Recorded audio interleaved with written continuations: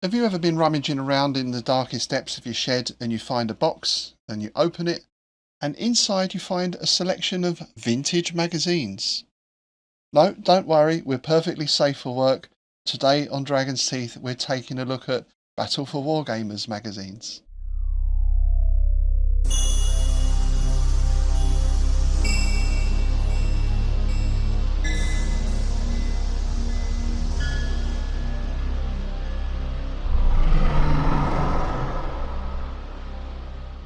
Hi, I'm Rob Point, and thanks for joining me today on Dragon's Teeth. Yes, there's who knows what lurks in the deep recesses of the shed, but one thing I did find was a couple of issues of Battle for Wargames magazines from 1978, so quite some time ago. I thought it'd be interesting to have a look through them to see what sort of thing was being put into magazines then.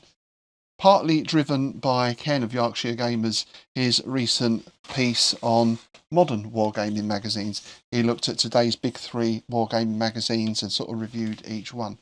And I think if you get the chance, it's always interesting to go back and see how things were, especially in pre-internet days. I guess that's going to be the biggest change of all.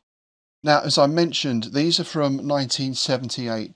And I think Battle for Wargamers, I'm not sure when it actually started. I think it was only a couple of years before. And originally it was just called Battle. I think at the time there was possibly a comic called Battle and one or two other things as well. So in 77, I think it was, they changed the name to Battle for Wargamers. And in 1979, it was actually amalgamated into Military Modelling Magazine. So it became Military Modelling, including Battle for Wargamers. Quite a mouthful of a title, that. I guess maybe it didn't sell as well as they hoped it would. Wargamers was relatively new at the time, but as we'll see when we look through the magazines, it was really starting to develop as a hobby, with conventions was one thing, and as we shall see, and rather controversially at the time, the rise in fantasy wargaming. I think I'm right in saying that certainly back then, Battle was the only mainstream wargaming magazine. You could buy it in Smith's. And in fact, it was W.H. Smith's in Ilford where I bought my Introduction to Battle Gaming by Terence Wise after starting off doing some wargaming at school, which I've spoken about before, of course. So I used to buy that and Military Modelling. At one time I had a huge collection of both of these magazines. God knows what happened to them. Well, you know, who knows where they go. But I do still have these two copies remaining. Primarily, it was for historical wargamers, which was something I was interested in at the time, particularly World War II. But there was this rise of fantasy. And in fact, in February 1977, so exactly a year before the first issue we're going to look at, Battle Magazine published the first ever Games Workshop advert. Funnily enough, it was printed upside down. Whether that was by design or accident, who knows? It certainly didn't do Games Workshop any harm. Well, we know where they are these days, but that, as they say, is another story. I thought then it would be interesting today just to take a page by page look through these two magazines, just to see what sort of thing was going on at the time, what sort of articles were being put out, and what everyone was talking about as well. What were the main arguments? Because, of course, prior to social media, people used to argue in letters columns and letters pages. A somewhat more genteel and civilized approach, it feels, than we have now. But anyway, all right, let's start with that first issue, February 1978. And here's our first issue, Battle for Wargamers, February 1978, 40p. Now, just to put this in perspective, in February 1978, I was 14 years old, coming up on 15. Two chaps on the cover here playing with what looked like 54mm knights. Actually, they look like the old plastic, is it Timpo figures? Timpo or Tempo? That I had loads of when I was a kid. That looks like quite a nice sort of jousting or melee game going on there. Ironic that we've got a skirmish game on the cover, perhaps. So it's a Map Hobby magazine, and we have at the bottom there, new ECW Wargaming series. Inside front cover, And yes, fantasy very much becoming a thing at this time. I think we had D&D come over in 77, so just the year before. And certainly there were things like Tunnels and Trolls and those sorts of rule sets to do in the rounds. And our first advert is for Skytrex, their Bifrost RPG game, as well, of course, as some World War I aircraft there, but also some Galactic Warfare figures. Underneath that, the 1978 National Students' War Games Convention, held down in Brighton. Not something I was familiar with or would have went to. That was way too far away for me at the time. But I'd be interested to hear if anyone did go and what that was like. Onto the contents page. February 78, Volume 5, Number 2. I'm not sure what volumes were counted in. Was that by year? Because I'm not sure, as I said earlier, how many years this magazine actually ran for. But we've got editorial director R.G. Moulton. And there was another name that caught my eye here, quite an unusual one. Managing Director, Gospatrick Home. What a splendid name. Not been able to find out a lot about either of these gentlemen. As far as I can tell, R.G. Moulton was very much involved with model planes, particularly flying ones, radio-controlled planes. And I believe he was also the editor for Aero Modeler magazine. Gospatrick Home served in the Royal Fusiliers in Korea. And when he came back, he had a distinguished career in commercial publishing. Now, this magazine is published by MAP, M-A-P, who I think put out a lot of magazines at the time. Very difficult, again, to find out anything about them. Because, of course, if you Google for MAP publisher, you get 50 pages of, cartographers and Ordnance Survey type publishers. And there's just a little note there on the cover. Colourful action from Armageddon. A new event promoted by Newbury War Games Club and Reading University War Games Association. And yeah, I was right, a 54mm medieval joust war game with Mike Webb and Brendan White. Where are they now, I wonder? Then we're into some more adverts. Greenwood and Ball, figure manufacturer. We've got some Cliff Sanderson 54mm there. Again, fantasy figures. Interesting. As well as Hunnic Warrior, Viking Warrior, and the Looters, a band of medieval soldiers busily carrying off loot. 54mm. So I'm guessing they're really more for dioramas than wargaming. And if we go down below, Games Centre, the Wargamers Arsenal. Now, this was a shop I frequented a lot. It was just off Tottenham Court Road. It was just by Tottenham Court Road station. They also had another branch in Kingston upon Thames, I noticed there, but I never went to that one. But yes, Hanway Street was, any time I went up the West End, I'd always pay a visit there. And then we're on to the first of our articles, Observation Post, a regular feature. And it was Terence Wise's Introduction to Battle Gaming. That's really what set me off in the hobby. And really, what he's talking about here is fantasy again. It certainly seems to have been a hot topic at the time. Is fantasy anything to do with wargaming? So this was a debate that was raging quite a lot. Maybe to some extent it still does, though virtually every gamer I know these days will happily play anything, really, any period, RPGs, fantasy, sci-fi, whatever. It seems a lot less polarised than it was back in the day. Terence Wise seemed to be saying, well, he thinks there's room enough for everyone in the hobby. And yeah, quite right. Interestingly enough, he talks about board wargaming as they're also not being regarded by what he calls the old guards as a fringe activity, whereas he says in the USA board games are actually dominant. These are Avalon Hill SPI type games, which some of you may remember. Following that, there's a little roundup of some new figures. We've got Hinchliff models there, miniature figures, Greenwood and Ball. Again, quite a lot of those fantasy figures, and a quick roundup of magazines as well. Airfix magazine, that was going at the time. I believe that might still be going, or some form of it. Avalon Hill General. There's that board game side of things being covered. Yeah, so an interesting article. And now at the bottom here, look at this, the Airfix Jungle Outpost. I remember buying that. So that was just freshly released at the time. Very nice. We also get a roundup of what clubs are doing. We've got D&D Society there, formed in March 1977. Wow, I don't remember that. I don't think I ever joined that. I wonder how long that lasted. The Fighting Imps, Wargaming on the South Coast. So yeah, a nice roundup of what's happening in the various clubs. Next we're into our letters column. And look at that. First letter, in favour of fantasy and moderation. So this really was a debate that was raging. This is Andrew Burton of Leeds, Yorkshire. I wonder if he's one of the Yorkshire gamers. And he seems to be echoing Terry Wise's feelings here about there's room for everyone within wargaming. And he's saying if you want tables, well, just look at the South East London Wargames Middle Earth rules, which we used to play actually. I had a set of those. I might even still have them. He goes, or even look at Dungeons and Dragons. There's tables aplenty in there. So yes, that debate is going to carry on into the next issue we're looking at as well. We've got something about Wars of the Roses liveries and badges. And up at the top here, I particularly wanted to highlight this advert because we have mention of New Model Army. Now, this was my local wargaming shop run by Eric Knowles.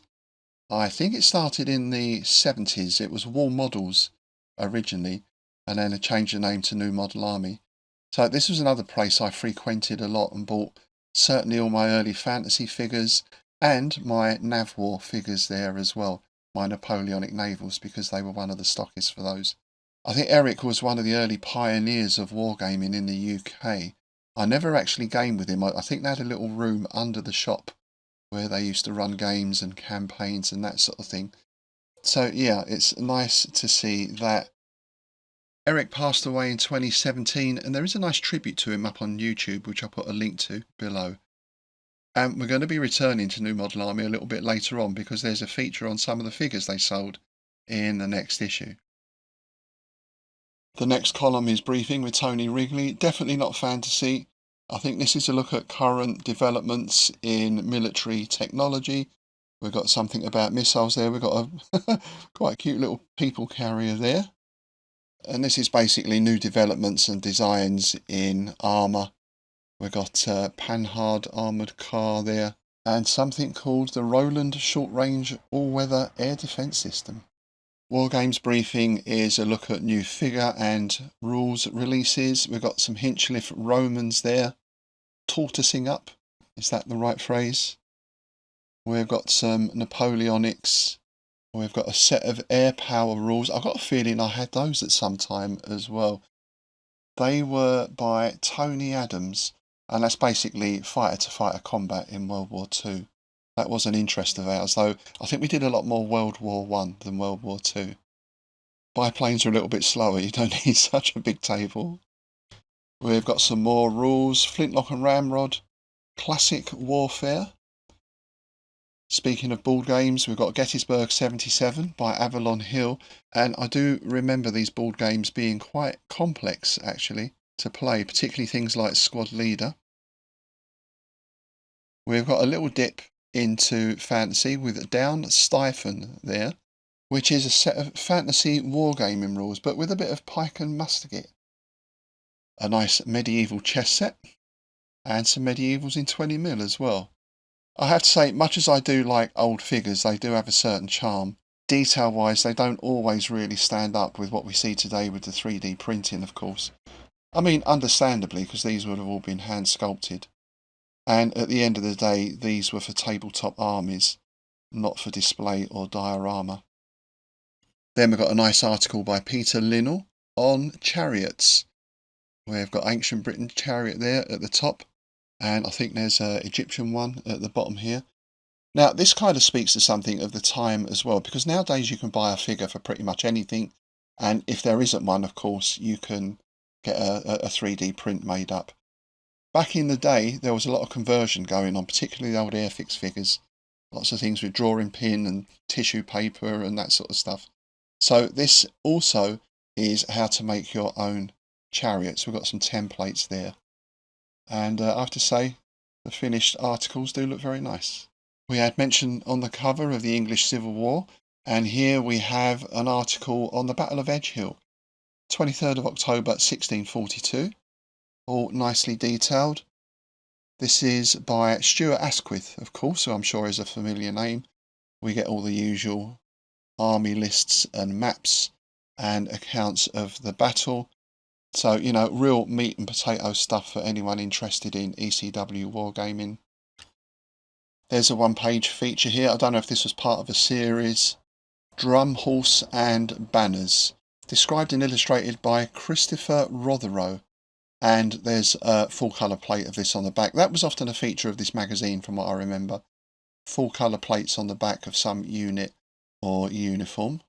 And then we're into what for me would have been a main area of interest, apart from the fantasy, AFV info, because I was mostly a World War II wargamer at this time, 1/72nd, so that would have been your Airfix, Matchbox, figures, Esky models, that kind of thing, skirmish stuff, and 1/300th for larger battles, of course.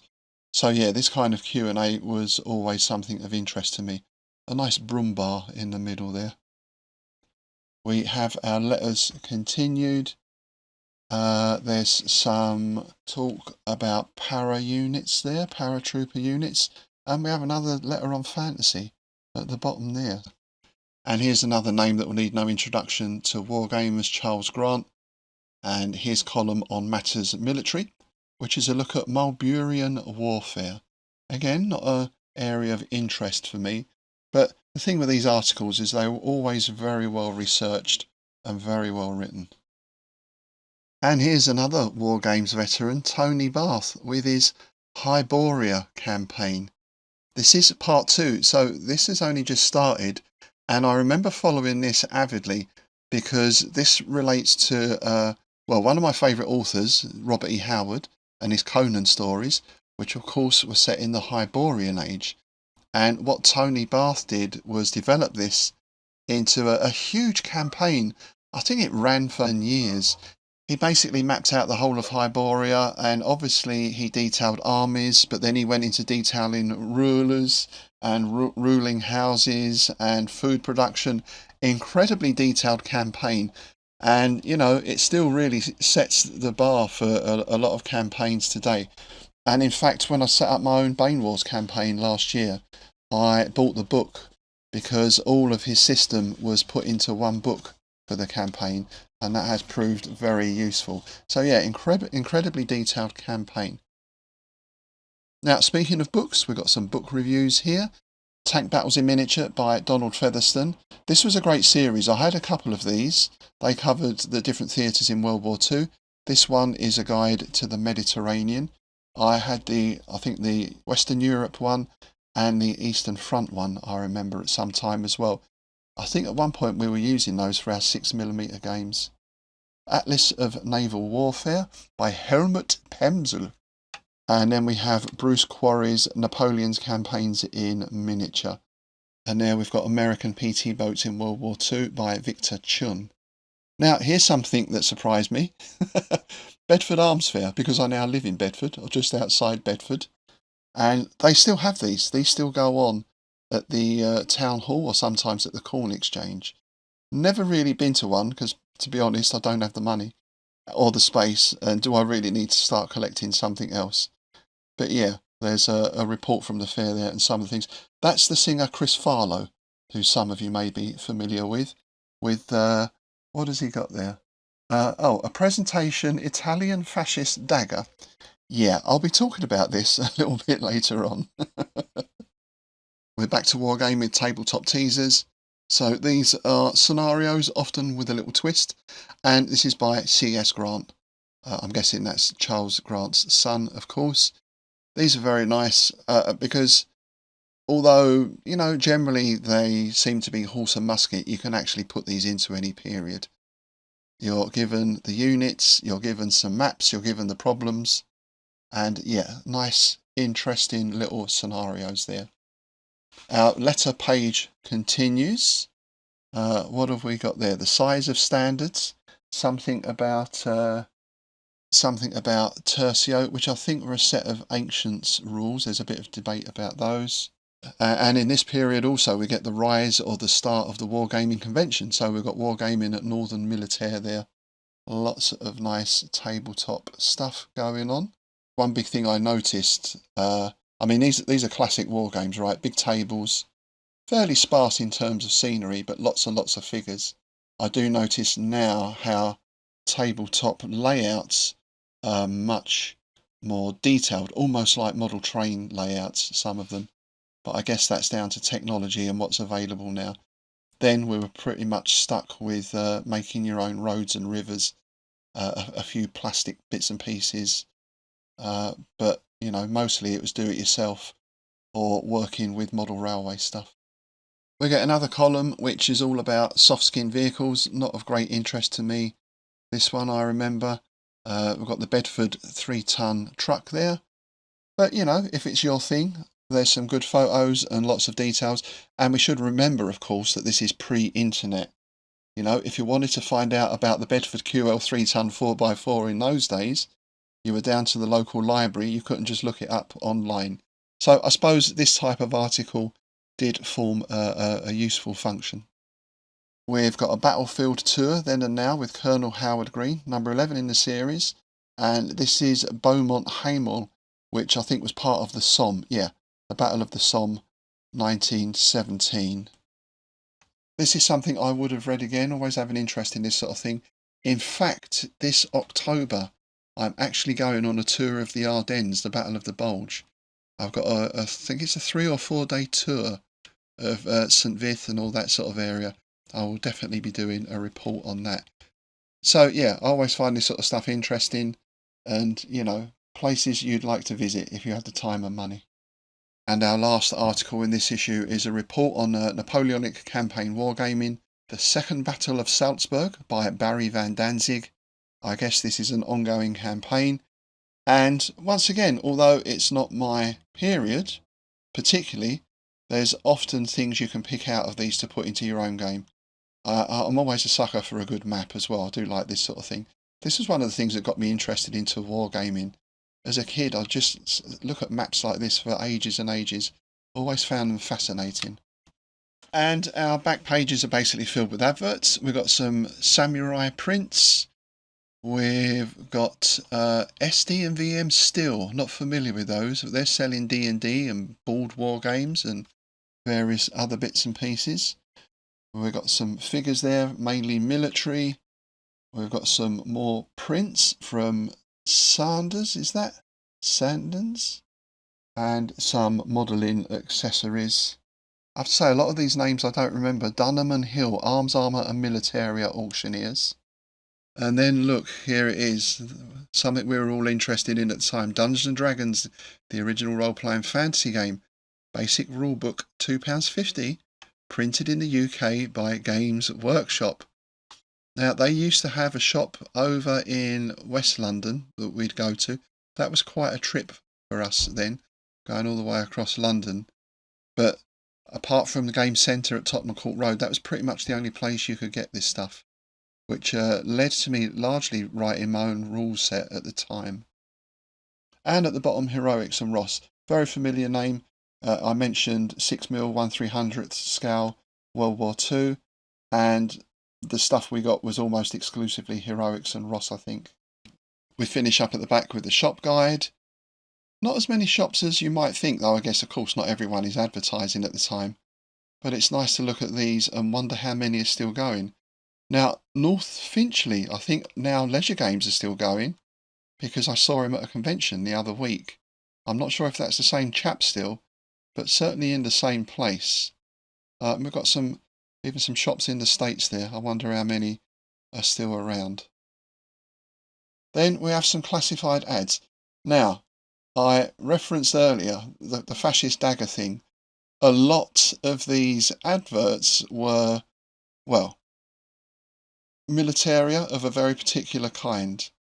Here we go. Look at this. Viking's new militaria catalogue is out. Author PPK, £14.50, seems quite cheap.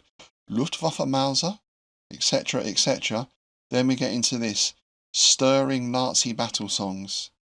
Yes, you could, on a 1-hour cassette, get such songs as the Horst Wessel and other Nazi marching songs. And there did seem to be, at the time, certainly in these ads, quite a lot of emphasis on Nazi militaria. Could just be for collectors, of course. There's nothing wrong with that. I do have some bits and pieces myself. But I think this did become a bit of a debating point at one time. Collect inert ammunition. Okay, I suppose, you know, whatever object you can find there, someone will collect it. Oh, there's another shop there. The Wargamers Den in Durham. Anyone remember that? And we round out with that colour plate on the back, as we mentioned from that article earlier, the drum horse of the 1st King's Dragoon Guard. So, there we go. There's our first issue. Let's now look at the April issue. So we jump to April now. April 78, I'm 1 month away from turning 15. We've got a couple of chaps playing a board game on the front. Again, looks like one of those very complex Avalon Hill type games. And look at this. Extra fantasy features. So, yes, there's a lot of fantasy in this one. As we mentioned, there was a lot of talk about it in the last one, but here it seems they're really going all out to capture the fantasy crowd. Our first ad this time is from Hinchcliffe Models, good old 15 and 25mm Napoleonics, all good solid wargaming stuff. And then we get Salute 78, South London Warlords, Chelsea Town Hall. I don't think I went to that one. I did go to 1 or 2 South London Warlords salutes. And of course, I went to Salute just recently as well, which I did a report on the channel. So that's something that's been going for quite some time. And as we can see, we've got a lot of stuff going on with regards to fantasy. And just our little cover note again, members of the Ealing Games group enjoy a board war game during Games Day at London Seymour Hall. Now, that was an event I did go to. The event was well attended by both trade and members of the wargaming public. See our report on page 154. Into some more adverts. We've got Heroics and Ross there. And Dixon Miniatures. This must have been fairly new, I think. I'm not sure when they set up exactly. I'm pretty sure they're still going though. And I did have some of these figures. That Samurai Archer. I've still got a few of those in my collection actually. We've got a bit of Militaria there. And Skytrex and Game Centre. So the same as our previous issue. Again, all those Skytrek figures are fantasy from the looks of it. Goblin Army, Dwarf Army, Fantasy Specials, and Bifrost. Asgard Miniatures, they mostly did fantasy, but we've got some historicals there as well. Medieval, Greeks and Vikings. 15p a figure, eh? What will 15p buy you these days? Not bloody much. We've got the Rice Stamp and Hobby Shop. That's another one I never went to, but always advertise a lot. Down in Peckham. That's South London, you know. If you're from the East End, you never go to South London. Southern Militaire 78 in Southampton. Now, Tally Ho Games, I spoke about earlier. I think they are now leisure games. They're certainly in the same area, Finchley. Mostly board games. A lot of Star Trek stuff there. That was something that was coming up at the time as well. We were getting into Starfleet battles, maybe a year or two after this. That was quite a big thing at the time. And we've got a tour of the battlefields of Waterloo there as well, with Captain Gordon. Gordon's alive. We've got Greenwood and Ball advertising again, similar stuff from the look of it, 54mm, 80mm, and some Star Troopers. Then we've got fantasy games. Now, this is Games Workshop. If you see just at the bottom there, Uxbridge Road, London. As I say, they were way over West London. We used to have to get a tube all the way across town. And this is all D&D stuff. Judges Guild, we've got the rules, we've got play-in aids, we've got scenarios, magazines. So, yeah. Oh, Starfleet Battle Manual, there's our Starfleet battles. So they did really carry a wide range of this sort of stuff into our Wargames briefing, our reviews of rules and so on. And we start with Bifrost, Fantasy RPG. There's Squad Leader, Avalon Hill, quite a famous game that one. Basically skirmish World War II action, but as a board game. Yeah, very, very detailed. Very detailed. Even more detailed than Starfleet Battles, I think. And we're into the fantasy stuff with Tagle Manor. That was a D&D scenario that I had a copy of. It's quite interesting looking back at those old scenarios now. They're, yeah, certainly changed. I think they're a lot better these days, a lot more detailed. Tagle Manor, I remember, was a mansion with a huge amount of rooms in it and very little connection as to what was in the rooms. You might have 20 goblins in one room, then some zombies in the next room, and that sort of thing. Did have some interesting traps and that kind of stuff, though, but not really a narrative type game. We've got some ECW metal figures there in 20mm. I guess most of your, quote, proper war games back in the day would have been with metal miniatures. I know a lot of people still prefer metal to plastic. And we've got, there's our Asgard miniatures, a review of those that we saw earlier. We've got some vacuum formed plastic terrain there. That was always useful for the World War II stuff. And then micro games. Now, this is something I'd kind of forgotten about, but I did have the World War II version of these. This is the sci-fi set, and that was basically setting up a war game, but you used counters rather than figures, but you moved them like you did figures. So it was quite an interesting concept. It wasn't a board game as such. You know, you had like cardboard terrain and that sort of stuff. So it was somewhere between a board game and a tabletop game. But I remember the World War II rules being pretty good. I think there was a supplement or something for Stalingrad that I do remember as being a good set of rules. And then bang, here we are. A guide to fantasy figures. Yep, fantasy gaming is really here to stay. This is Ian Livingston, who was at Games Workshop at the time. And we start with Thane Tostig by Barry Minot. Now, this was a series of figures, not just this range, but Barry Minot also did a great range of Conan figures. And I remember those being stocked at New Model Army especially. In fact, I still have a lot of those figures in my collection, including one or two of my favourites. But as well as those figures, we get Kriegspieler, we get Garrison, we get Citadel. So, you know, considering fantasy gaming was fairly new, there's already a lot of figures coming out for it. That magic user with the snake staff there, I have that, still got that. And in fact, that tiger, that's a Barry Minnow, I think, or that saber-tooth cat there, I do have that one still as well. So yeah, with D&D coming out, there did seem to be this huge explosion. Ah, there's my Conan figure. So I've got the one on the left with the axe and shield, and then my favourite one, that rather balletic pose, holding the sword above the head. And it doesn't stop, because over the page we've got a complete set of science fiction rules. So these are for like starship combat, I suppose you'd call it. You know, your big capital ships and your smaller fighters and all that. Firing beams. We've got dreadnoughts, heavy battleships, light cruisers.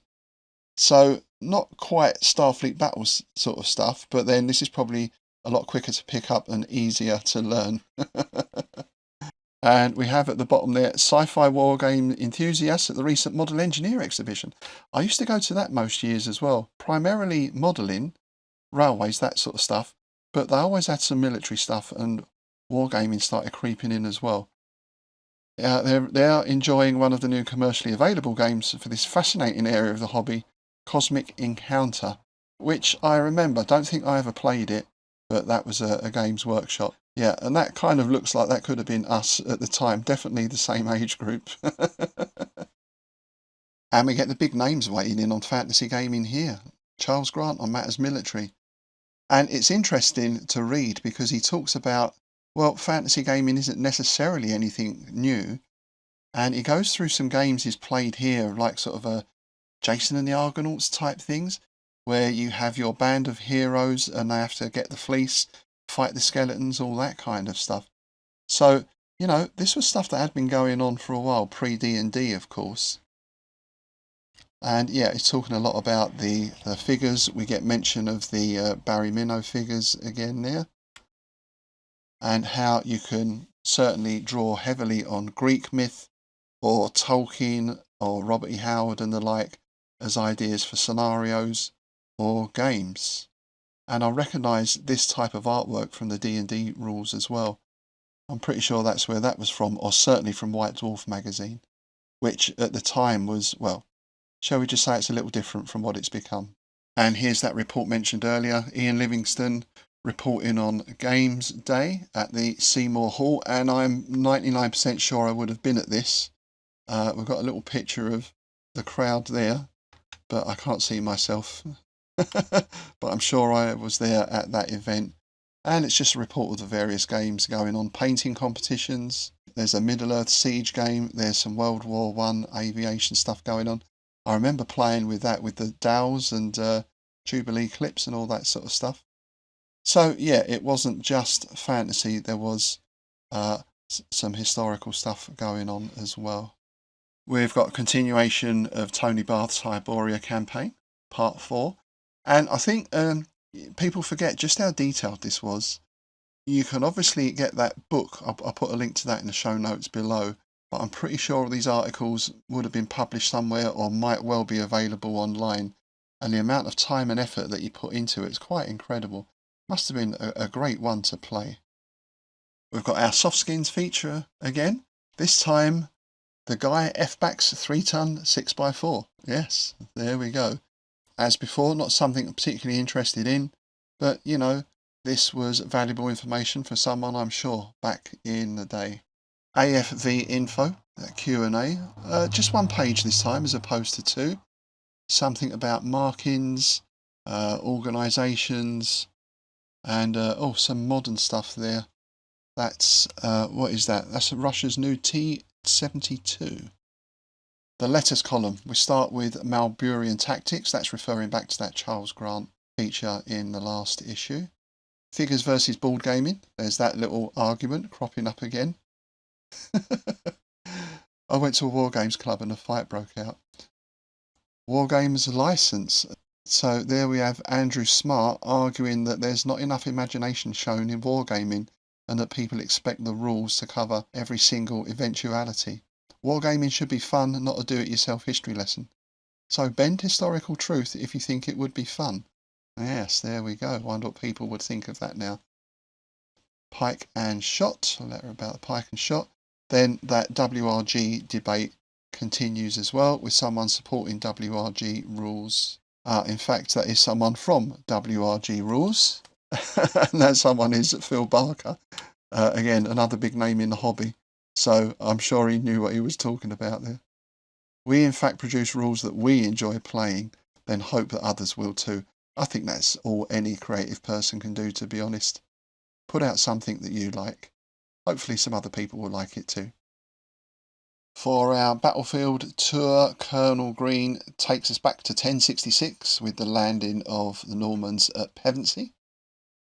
Hastings is not a place I've ever been to. It's one of those that I must go. Obviously we all know 1066, right? But I'm sure there's a lot of other stuff there as well of interest. What, Roman ballista balls in the Norman Keep? There you go.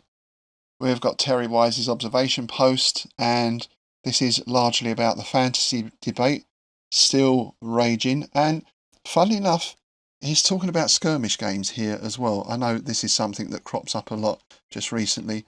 I did something about it a couple of weeks back. Skirmish games rarely come under the heading of factual wargaming because although possibly using a factual background, they operate best at such a low level as to exclude the reenactment of historical combats. So I suppose the argument there, it's not a great big battle. You're normally just using a handful of figures or a couple of units. So it doesn't really relate to tactical wargaming on the grand scale, perhaps. I guess that's one of those splits, you know, the big battle versus the skirmish. And as I said, I spoke about this recently, the pros and cons of both. But it's obviously a long-running argument. Then we get into the fantasy stuff as well. Even in a fairly small club such as ours, there is a rift between purists and fantasy fans. But our general policy has been to encourage everyone to try everything. Yeah, quite right too. And that's something I noticed at the time, because I started, well, my very first game was a skirmish game, Gladiatorial Combat. Then I got into historical tabletop, but then also into fantasy as well. And this is what I found at the time. The younger players are interested in both fantasy and historical gaming. Perhaps this is another example of youth's acceptance of change. And then we've got that roundup of figures, magazines, what's happening around the clubs again as well. A nice little cartoon down here. Look at that. Kind of alludes to what I said earlier, doesn't it? I went to a war game club and a fight broke out. I have to say, that's not something I've ever seen. Even major disagreements are very rare in my experience. Most of us are just happy to get on with the game, I think. Book reviews, Greek and Persian Wars, that's an Osprey. Great Battles of the 20th Century, that looks like one of those sort of big coffee table books that you sometimes see. Panzers at War by A.J. Barker. Not familiar with that one.